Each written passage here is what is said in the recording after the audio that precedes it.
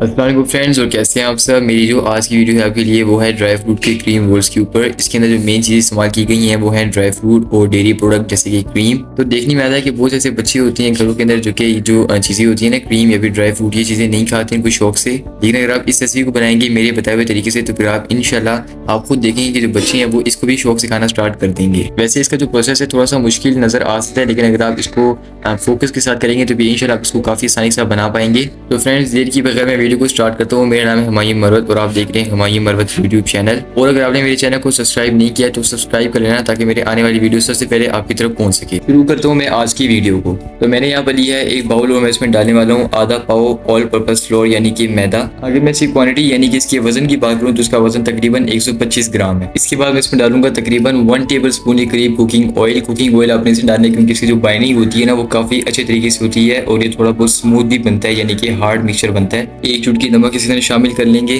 और फिर आपने कुकिंग ऑयल और मैदे को अच्छे से मिक्स कर लेना है ताकि ये इसकी जो बाइंडिंग है ना वो अच्छे से हो सके। और उसके बाद इसमें पानी है वो मैं इसके अंदर शामिल करूंगा। अब यहाँ पर आपने पानी डालकर जो डो है आपने इसको गूंदना स्टार्ट कर देना है, लेकिन आपने अभी कोई बात ख्याल करना है कि आपने यहाँ पे पानी है ना आपने थोड़ा थोड़ा डालना है। यानी कि अगर आपने ज़रा डाल दिया तो भी क्या होगा कि जो डो होगी ये थोड़ी सी सॉफ्ट बनेगी, और अगर सॉफ्ट बन गई तो फिर अगर आप इसको फ्राई करेंगे तो फ्राई करते हुए आपको बहुत ज़्यादा मसला पेश आएगा। 70% तक जो डो है हमारे सामने रेडी हो चुकी है। तो इसके बाद मैं डालूंगा 1 table spoon cooking oil again, और उसके बाद जिसका हार्ड डो हो गए यानी कि जो सख्त पेड़ा होता है वो मैं दोबारा बना के आपको दिखाऊंगा।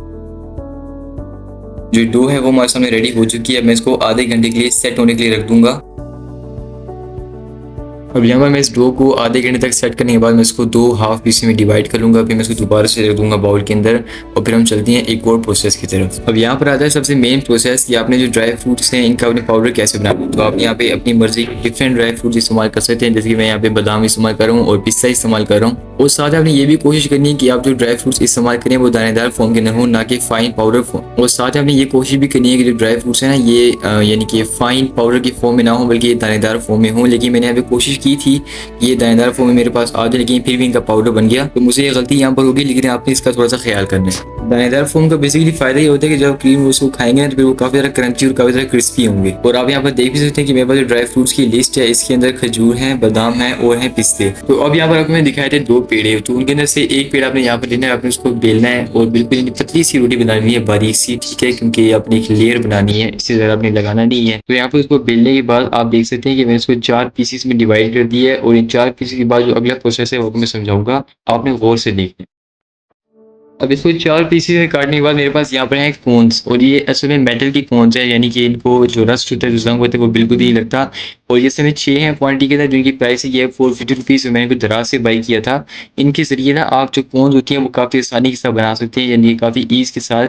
लेकिन ज़रूरी नहीं है कि आप इसको बाई भी करें, मैंने तो अपनी आसानी के लिए बाई किया है, यानी कि थोड़ी बहुत इसको आसानी से बना सकते हैं। अगर आपके घर में कोई और कॉनिकल शेप की इस तरह की चीज़ हो जो कि मेटल की हो, नॉट प्लास्टिक और एनी अदर स्टफ, तो फिर आप यहाँ पर उसको इस्तेमाल कर सकते हैं। दो डिफरेंट साइड्स को आपस में चिपकाने के लिए आप यहाँ पे पानी का इस्तेमाल भी कर सकते हैं, यानी कि इसको थोड़ा सा वेट कर लें ताकि ये जो है ना आपस में चिपक जाए। और इसको हल्का सा प्रेस करने के बाद ना आपको, यानी कि मैंने बेसिकली यहाँ पे 3-4 डिफरेंट मेथड्स दिखाए, ठीक है, आपको जो सा भी इजी लगे आप वो इसके ऊपर ट्राई कर सकते हैं।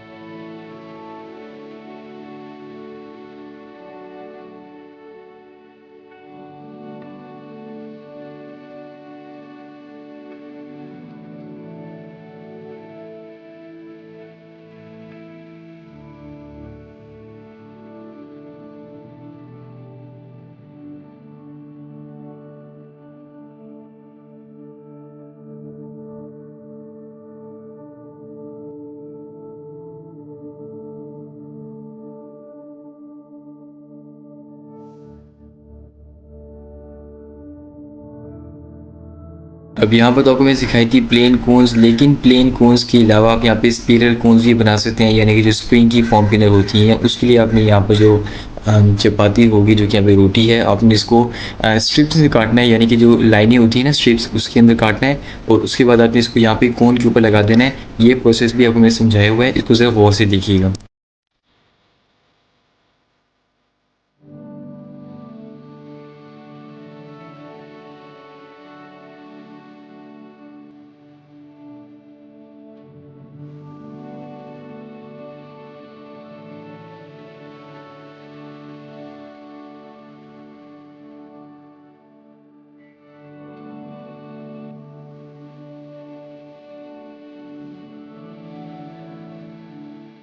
इसके बाद आप यहाँ पे जो फ्राइंग पैन है या फिर आप इसको कढ़ाई कह लें, आपने इसके अंदर ऑयल डालना है, कुकिंग ऑयल हस्बे ज़रूरत, और आपने इसको हल्की आंच पे गर्म करना है। मेक श्योर कि ज़्यादा गर्म ना हो, वरना कॉर्न्स जैसे इसमें डालेंगे वो फ़ौरन से एक साइड से जल जाएंगी और एक साइड से कच्ची रह जाएंगी। तो आपने यहाँ पर जो आंच है आपने उसको बिल्कुल लो टू मीडियम रखना है। और जो इसका फ्राइंग का प्रोसेस है वो मुझे खुद पर इतना यकीन है कि मैंने आपको इतना आसानी के साथ और इतनी डिटेल के साथ समझाया आपको यहाँ पे कि आप देखिए समझ जाएंगे कि आपने इनको फ्राई कैसे करना है।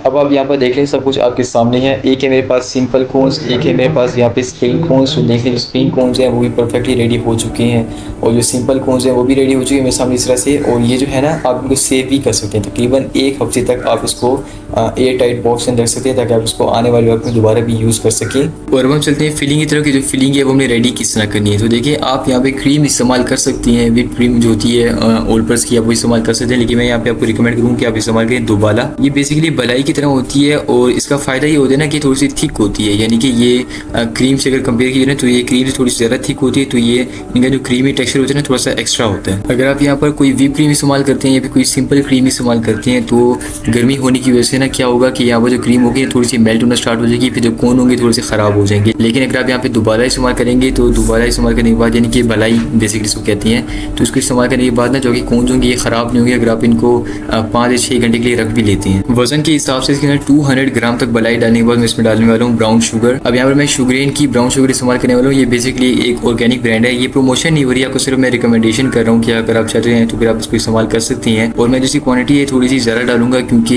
ये बेसिकली ऑर्गेनिक होती है, तो इसका जो टेस्ट होता है थोड़ा सा स्वीटनेस के लिहाज से थोड़ा सा कम होता है। तो आप इसके अंदर गुड़ भी इस्तेमाल कर सकते हैं, आप इसमें शुगर भी इस्तेमाल कर सकते हैं, आइसिंग शुगर हो या कैस्टर शुगर हो, लेकिन मेरी रिकमेंडेशन ये है कि आप इसमें ब्राउन शुगर इस्तेमाल करें तो ज़्यादा बेहतर है क्योंकि जिसका टेस्ट होता है थोड़ा बहुत कैरामल टाइप होता है। फिर आपने इसमें डालनी है डेट्स। जो ड्राई फ्रूट्स हैं वो अपनी मर्जी के मुताबिक इसमें डाल सकते हैं, लेकिन आपने को बारीक चॉप करना है, यानी कि बारीक पीसेस में डालना है इसके अंदर। तो जिसकी क्वांटिटी है कि मैं क्वांटिटी बाकी तकरीबन 10 से 15 अदद खजूरें हैं। फिर आपने इसके अंदर डालने हैं बादाम जो कि मैंने आपको स्टार्टिंग में दिखाए थे, और आपने लास्ट में इसमें डाल देने हैं पिस्ते।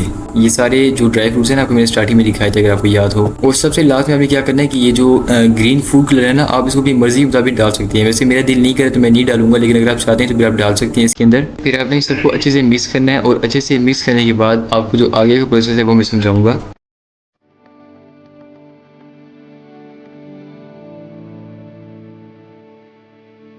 तो अब मैंने यहाँ पर ले लिया है पाइपिंग बैग। पाइपिंग बैग आपको इजीली घर में मिल जाएगा आसानी से। अगर नहीं भी मिलता तो किसी कोनिकल शापर या फिर कोई रेक्टेंगल शापर ले लें, उसके अंदर इस सब सारे स्टफ़ को डाल दें तो आपका ना पाइपिंग बैग बन जाता है। अगर वो फिर भी आपके पास नहीं है तो आप इसको स्पून की मदद से भी ना इसके अंदर डाल सकती हैं। अब मैंने दोनों मेथड इसी वीडियो में दिखाई हैं, उसको गौर से देखिएगा।